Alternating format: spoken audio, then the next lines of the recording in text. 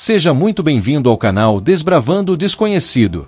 Ao longo de quase 2000 anos de história da Igreja Católica, nem todos os 266 papas tentaram seguir, teoricamente, os pilares do cristianismo. A figura do Papa, como líder supremo da Igreja, foi sempre associada a uma pessoa exemplar, que deveria ser um modelo de virtude e moralidade, alguém a ser seguido pelos fiéis. Contudo, se olharmos mais profundamente para a história da Igreja, veremos que essa visão nem sempre foi a realidade. E uma das figuras que mais desafiou essa idealização foi o Papa Alexandre VI, cujo nome permanece marcado não apenas pelo seu papado controverso, mas também por uma série de ações que chocaram a própria Igreja e a sociedade da época. Embora pareça difícil imaginar, a Igreja Católica teve papas cujas vidas e atitudes estavam longe de serem exemplares. Alexandre VI, ou Rodrigo Borgia, é um dos exemplos mais notórios de como a busca incessante por poder e riqueza, aliada a uma vida pessoal marcada por corrupção, orgias e subornos, não impediu que ele ascendesse ao trono papal. Esse papa se tornou o símbolo de um período de decadência moral dentro da Igreja, em que as instituições religiosas foram dominadas por interesses políticos, familiares e financeiros, ao invés de seguirem os preceitos espirituais do cristianismo. Rodrigo Borgia nasceu em 1431 na cidade de Xativa, na Espanha, como membro da influente família Borgia. Os Borgias eram uma das famílias mais poderosas e ricas da Península Ibérica e, mais tarde, em Roma. A dinastia Borgia teve grande influência durante o Renascimento, período em que grandes figuras da história, como artistas e líderes políticos, moldaram a Europa de maneira decisiva. Durante o período medieval e renascentista, a Igreja Católica não era apenas uma entidade religiosa, mas também uma poderosa instituição política e econômica, com grande influência sobre os monarcas, os ricos e as famílias nobres da Europa. E foi dentro desse cenário que os Borgias, especialmente Rodrigo, começaram a trilhar seu caminho até o papado. A ascensão de Rodrigo foi facilitada pela sua relação com seu tio, o Papa Calixto III, que nomeou Rodrigo cardeal em 1456, quando ele ainda tinha apenas 25 anos. Com uma carreira construída sobre uma base de subornos, promessas e manipulações, Rodrigo foi promovido a cargos elevados dentro da Igreja. A sua educação em direito, adquirida em Bolonha, juntamente com sua habilidade excepcional para lidar com questões financeiras, fez com que ele se destacasse no meio e se tornasse um nome respeitado, mas, ao mesmo tempo, envolvido em escândalos que manchavam sua reputação. Rodrigo Borgia não era um exemplo de moralidade, como se esperaria de um líder da Igreja. Ele se envolveu em vários casos extraconjugais e teve numerosos filhos fora do casamento.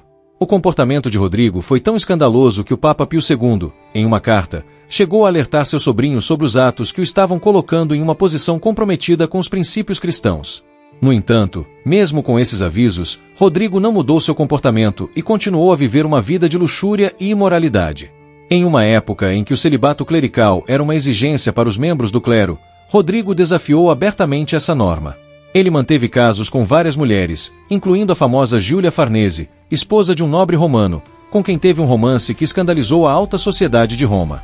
Rodrigo também teve filhos com várias mulheres, e ao que tudo indica, ele teve pelo menos 4 filhos conhecidos: César, Giovanni, Lucrécia e Jofre.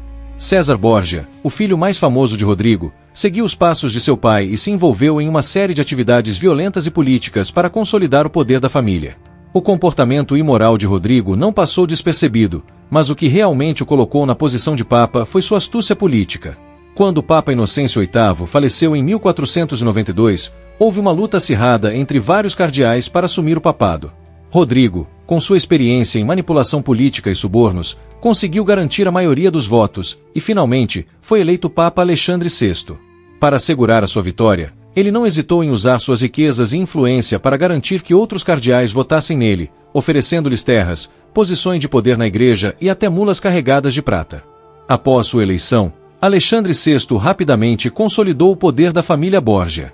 Ele nomeou vários membros de sua família para cargos importantes na Igreja, incluindo seu filho César, que se tornou cardeal aos 18 anos, e sua filha Lucrécia, que, embora casada com nobres poderosos, também foi envolvida em uma série de intrigas políticas.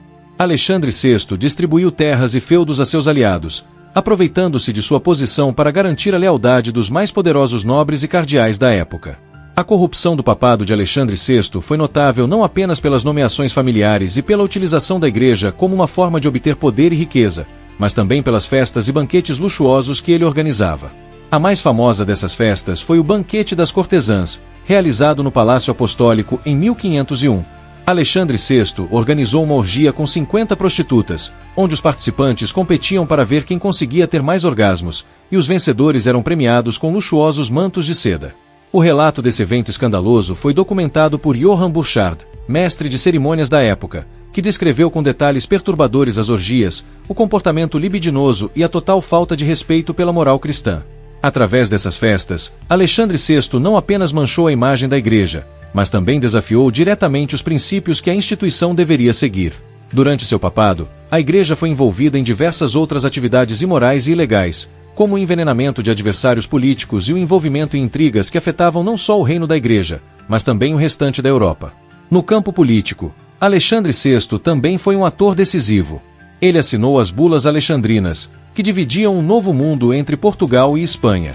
Essas bulas serviram para formalizar o Tratado de Tordesilhas, que dividia as terras a serem exploradas pelos dois países, estabelecendo uma linha imaginária no meio do Atlântico. Embora o tratado tenha sido feito com o objetivo de evitar conflitos entre as duas potências coloniais, ele gerou muitos desentendimentos e disputas, especialmente entre os reis de Portugal e Espanha. A saúde de Alexandre VI começou a deteriorar em 1503. Ele, juntamente com seu filho César, adoeceu gravemente. Enquanto César se recuperou, Alexandre VI, com 72 anos, sucumbiu a uma doença misteriosa. Muitos historiadores acreditam que ele tenha sido envenenado, possivelmente pelo próprio filho César, que supostamente tentava eliminar um rival político, o cardeal Adriano Castellasi. O envenenamento de Alexandre VI, seja acidental ou intencional, marcou o fim de seu reinado de 11 anos, uma era marcada por corrupção, luxúria e abuso de poder. O legado de Alexandre VI foi tão negativo que, após sua morte, seus sucessores procuraram se distanciar de sua figura. O Papa Júlio II, por exemplo, evitou viver nos mesmos aposentos que os Borgias, e a própria Igreja Católica passou a fechar os olhos para as excessivas indulgências que ele havia praticado.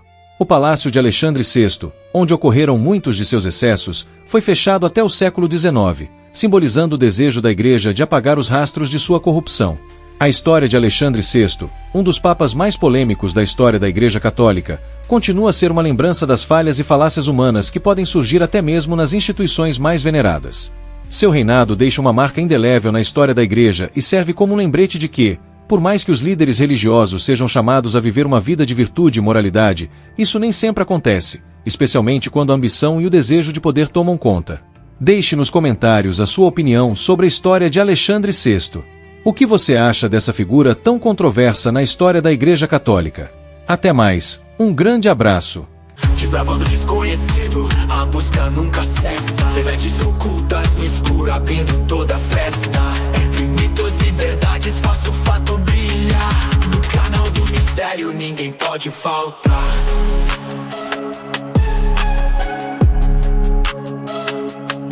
Ouço sussurros do vento, pistas da neblina. Com meu flow eu ilumino, abro portas clandestinas. Investigação constante, esse é meu caminho. Focado no enigma, vou firme e sozinho. Do plano ao além, em cada direção. Deixando pegada, alimentando a paixão. Curiosidade insaciável, o desconhecido é vasto. Juntando peça por peça no mic, medo estardalhaço.